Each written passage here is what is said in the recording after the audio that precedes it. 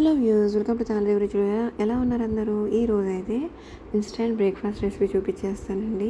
ఎలాంటి శ్రమ పడకుండా మనమైతే ఈజీగా చేసేసుకోవచ్చు. మనం ఎలాగో పిల్లలు లేదా హస్బెండ్ని ఆఫీస్కి పంపించేటప్పుడు అయితే డెఫినెట్గా రైస్ అయితే వండుతాం కదా. సో రాత్రి మిగిలిపోయిన అన్నంతో అయినా మార్నింగ్ మనం కొంచెం బియ్యం ఎక్కువ వేసుకొని కొంచెం అన్నం ఉంటే కూడా సరిపోతుంది అన్నమాట. సో ఈ రెసిపీ ఏంటనుకుంటున్నారా? ఇన్స్టెంట్ రైస్ ఉతప్పాలండి. సో ఈ రైస్ ఉతప్పాలని ఈ చల్లటి వాతావరణంలో స్పైసీ పల్లీ చట్నీతో తింటే సూపర్ ఉంటాయన్నమాట. దానికోసం అయితే ముందుగా నేను పల్లీ చట్నీ చేసేసుకుంటున్నాను. ఇన్స్టెంట్గా ఈజీగా చేసేసుకోవచ్చండి. యమ్మీ అనుకుంటూ చల్లటి వాతావరణంలో వేడిగా తింటే భలే ఉంటాయన్నమాట. బ్రేక్ఫాస్ట్ రెసిపీ ఒకసారి డెఫినెట్గా ట్రై చేయండి.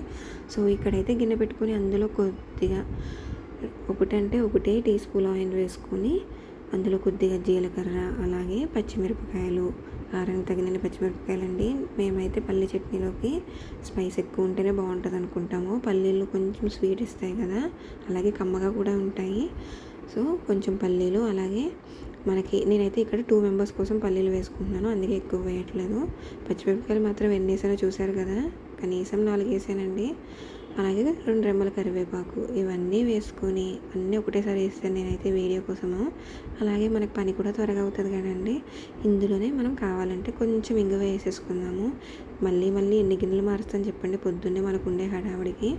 సో ఆ పల్లీలు చల్లారే లోపల మనము మిక్సర్ తీసుకొని అందులోకి మిగిలిపోయిన అన్నం 1 కప్పు, అలాగే ఉప్మా రవ్వ ఉంటుంది కదా, అదొక కప్పు తీసుకుంటున్నాము. అలా ఇప్పుడేమో అన్నీ 1 కప్పు తీసుకున్నాం కదా. పెరుగు వచ్చేసి 3/4 కప్పు వరకు తీసుకోవాలన్నమాట.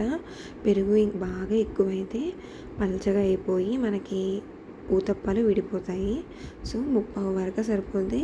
అలాగే కొంచెం వాటర్ యాడ్ చేసుకొని మనం రుచికి సరిపడినంత సాల్ట్ అండ్ చిటికెడు సోడా, వంట సోడా ఉంటుంది కదా, అవన్నీ వేసుకొని మిక్సీ పట్టేసుకున్నమాట చూపిస్తున్న విధంగా.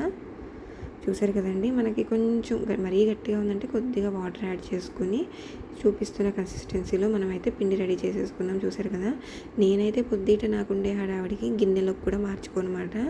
డైరెక్ట్ ఆ మిక్సీ జార్లో నుంచి అందులోకి పడిపోవాల్సిందే.